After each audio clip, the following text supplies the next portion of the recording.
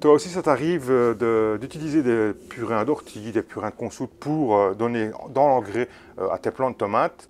Eh bien, rassure-toi, je fais comme toi, j'utilise des purins d'ortie, des purins de consoude et j'utilise même du purin de rhubarbe en insecticide, surtout pour les pucerons par exemple, sur plein de cultures.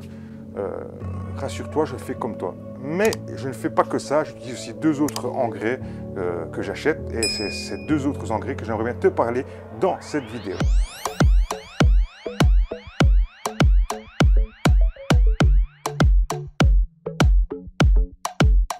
Bonjour et bienvenue à toutes et à tous, bienvenue sur la chaîne Tout faire maison. Je suis Silvio, le plus gros jardinier belge sur YouTube, près de 125 kg. Et ça, c'est du lourd. Alors, tu utilises souvent, on entend parler beaucoup d'engrais en faisant des purins, purée de consoude, purin d'ortie, purin de prêle, purin de feuilles de rhubarbe comme insecticide par exemple. C'est moins un engrais mais c'est plutôt un insecticide par exemple. C'est très bien, c'est super ces engrais. Mais j'ai parfois, bon le purin de prêle par exemple j'en ai pas. Donc je ne sais pas en faire, mais par exemple consoude, je commence seulement à pouvoir en faire parce qu'avant j'en avais pas.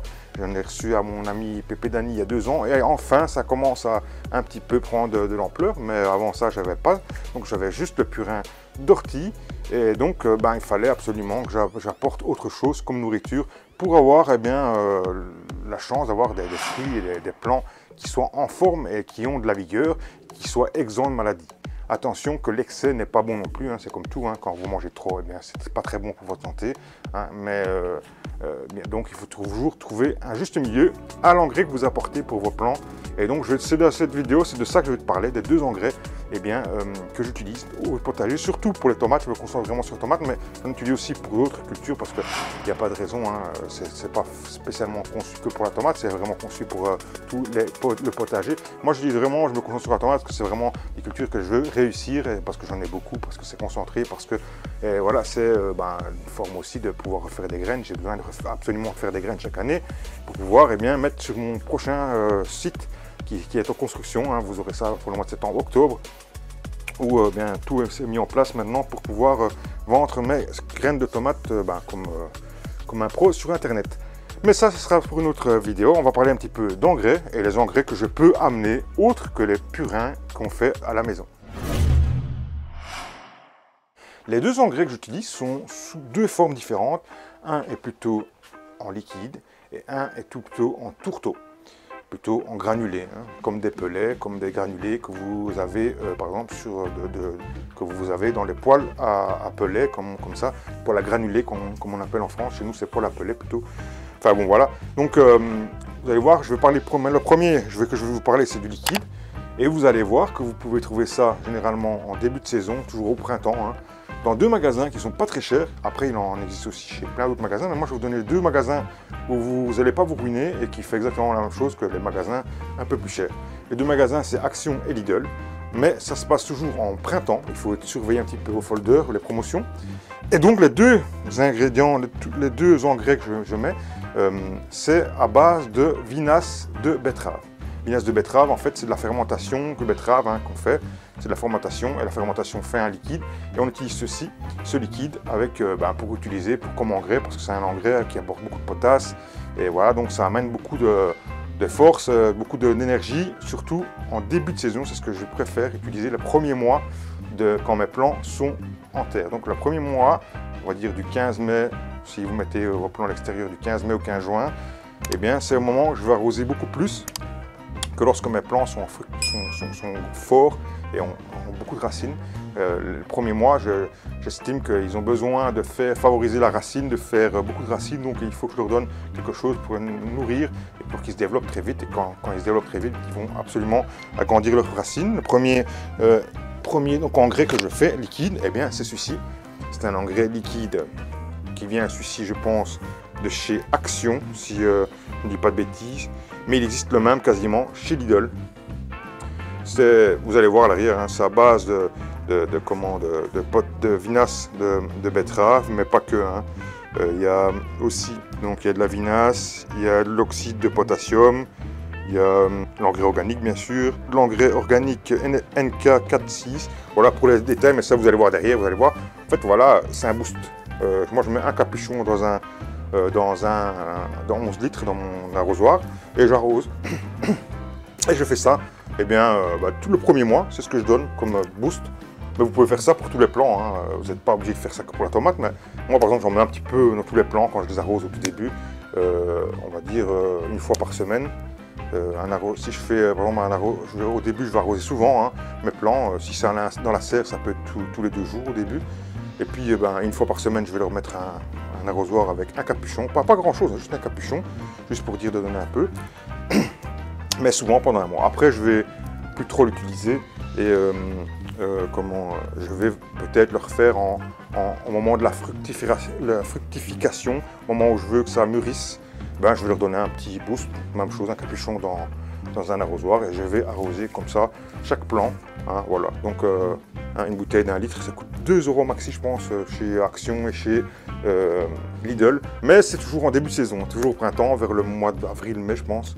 Donc moi je prends une dizaine de bouteilles pour tous les plants et j'en ai encore 3-4 bouteilles pour débuter l'année prochaine par exemple. Si jamais j'en trouve pas, j'aurai toujours ça. Après ça se trouve dans plein de magasins, hein, sauf que vous allez avoir des marques et que vous allez payer beaucoup plus cher et qui est exactement la même chose.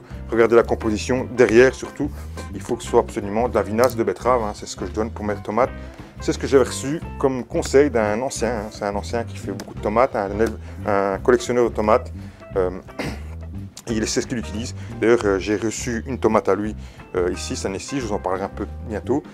Il est juste devant moi, je pense d'ailleurs. Elle est juste ici devant moi. Le plan est juste devant moi. C'est une tomate qu'il a créée. C'est un collectionneur français.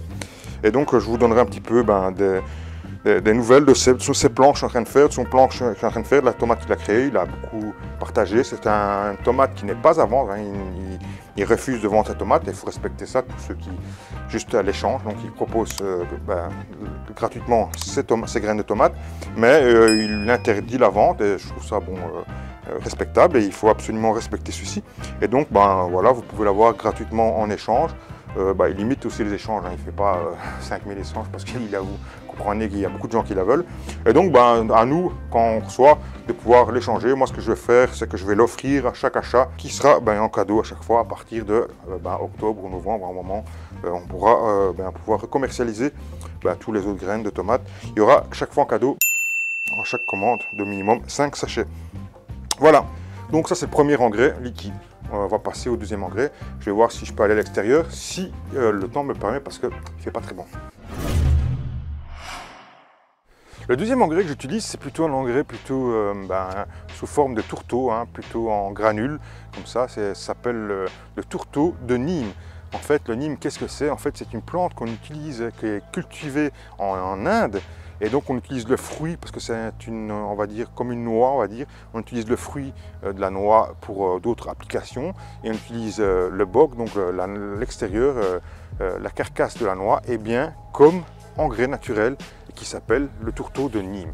Alors quel est l'avantage du tourteau comme engrais pour les jardiniers et surtout pour nos cultures? Eh bien ça favorise un maximum l'enracinement des cultures, hein. Ça leur donne vraiment, ça apporte beaucoup d'engrais d'azoté, donc attention à maîtriser. Il ne faut pas mettre, ouais je vais en mettre plein, non, il faut maîtriser parce que si vous mettez trop d'engrais, eh c'est pas bon non plus, hein. L'abus est toujours mauvais, donc il faut toujours faire parcimonie. Qui est simonie, je ne sais pas, mais il faut faire parcimonie. Et donc il faut absolument faire attention pour ne pas exagérer. Donc ça apporte beaucoup d'engrais azotés, favorise donc la plante à faire de la racine. Et troisième chose qui est vraiment intéressante, c'est qu'en plus d'être un engrais, eh bien c'est un insecticide qui va aussi agir au niveau des champignons qui remontent du sol par exemple, comme le mildiou. Ça peut être un insecticide aussi peut-être pour les pucerons, ainsi de suite.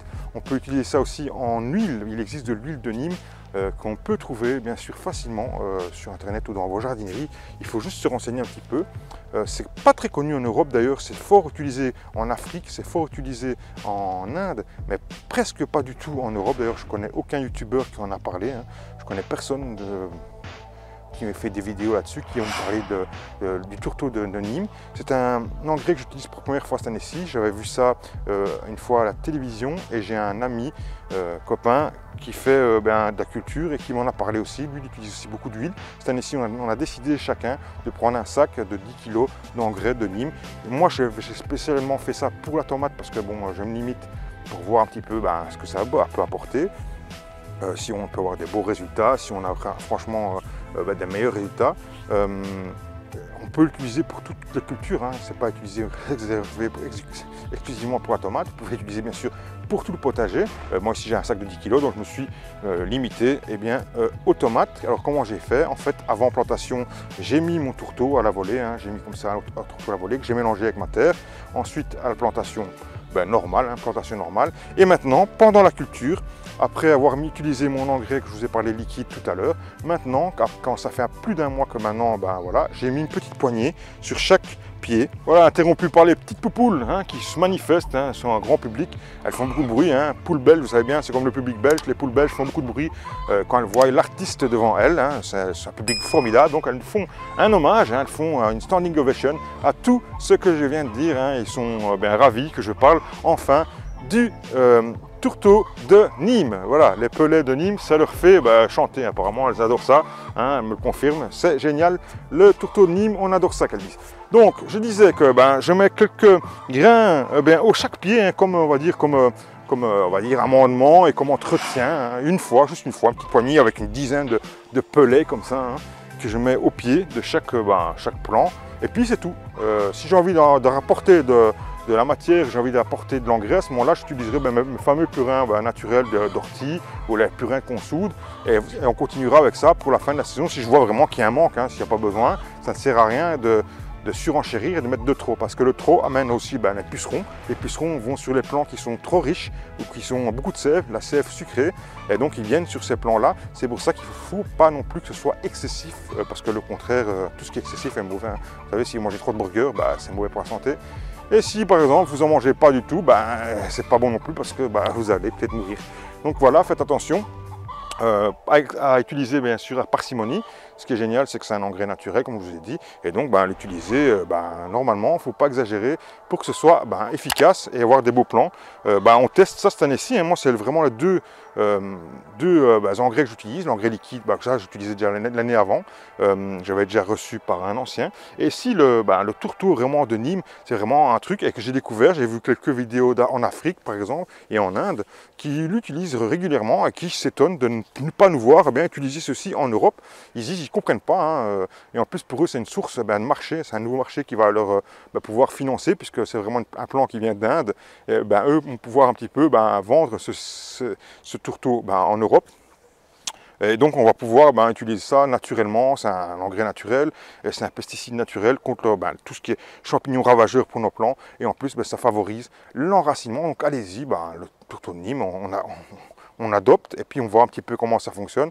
Et peut-être que l'année prochaine, on fera peut-être avec tourteau et sans tourteau pour voir s'il y a une différence. Hein, pourquoi pas à faire un test, pourquoi pas. Voilà les amis, voilà, vidéo maintenant est assez parlée. Faites attention pour l'instant, hein, il fait très humide ici en ce fin juin. Nous sommes le dernier jour de juin, mais il pleut du moins ici en Belgique. Mais je sais qu'en France aussi, il y a beaucoup d'inondations en Belgique, en France. C'est un peu la catastrophe cette année-ci. Après un mois de mai très pluvieux et très humide. Un mois de juin où on a eu la canicule, et puis maintenant on repasse quasiment au mois de novembre, hein, quasiment, on est déjà quasiment au mois de novembre parce qu'il fait pas très froid mais pas très chaud non plus, hein, une vingtaine de degrés au maximum, on est plutôt entre 15 et 20 degrés. Et il fait très humide, hein, il pleut énormément, et donc faites attention bien sûr au mildiou qui va peut-être se déclarer dans certains. J'ai vu beaucoup déjà de photos de personnes qui ont perdu quelques cultures. Personnellement, si je vois un plant affecté avec tous les plants qui sont à proximité, je le retire, je ne chipote même pas, et je ferai peut-être une prévention avec une décoction peut-être naturelle, mais bon voilà, sans plus. Je préfère entre guillemets retirer ce qui sera malade que de laisser et propager le maximum ceci. Voilà les amis, n'oubliez pas, faites comme les poules, hein, faites une standing ovation bien sûr à la vidéo, comme vous pouvez faire avec un pouce en l'air pour bien sûr déclarer votre flamme. N'oubliez pas, si vous avez envie de me parler, ou vous parler, hein, parce qu'on peut se répondre les uns et les autres dans les commentaires, ça peut faire débat, allez-y, utilisez l'espace commentaire. Et si vous n'êtes pas encore abonné, n'hésitez pas, c'est encore gratuit, abonnez-vous, parce que régulièrement je sors des vidéos avec des bonnes informations comme aujourd'hui. Parfois c'est un peu plus ludique, un peu plus familial, on va dire, c'est plus ma vie dans le potager qui se passe. Ici c'est une information que je pouvais vous partager, parce que je n'ai pas trouvé aucun youtubeur qui en a parlé. L'engrais de Nîmes, c'est vraiment quelque chose que aucun francophone, aucun youtubeur français, ni belge, ni quoi, n'en a parlé. Je ne sais pas s'ils connaissent. Moi, j'ai découvert ça c'est fin de cet hiver. Et bon, voilà, je me suis un peu renseigné, bien sûr. Et maintenant, je l'utilise et on va voir un petit peu ce que ça donne. On vous donnera bien sûr des retours. Mais pour l'instant, j'en suis assez content parce que mes plants, je trouve qu'ils sont pas mal beaux, que ce soit à l'intérieur ou à l'extérieur. Même si il pleut, ça pousse quand même pas mal. Allez les amis, je vous dis à très très bientôt. On se retrouve une prochaine fois. N'oubliez pas, potentiellement n'importe comment, Paul, n'importe quoi, c'est inscrit ici sur le pull. Et si vous avez envie d'avoir des pulls comme le mien, demandez en commentaire, il y a une boutique exprès. Alors on se retrouve maintenant pour le tirage au sort du mois de juin 2021.